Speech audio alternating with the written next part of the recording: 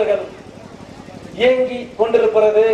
எங்கேனும் ஒரு மூலையில் இருந்து ஒருவரின் குரல் கேட்காதா என்று. அது எங்க எங்க ஈழ தலைவன் தம்பி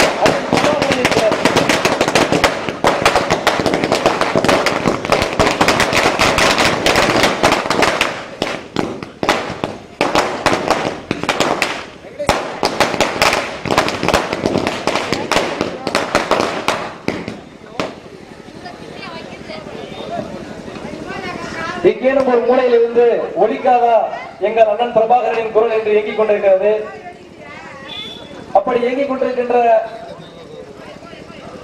அந்த அவர் குரல் கேட்கிறதோ இல்லையோ, இப்ப ஒலிக்கு இருப்பது தம்பி பிரபாகரனின் குரல், தம்பி தமிழ் பிரபாகரனின் குரல்.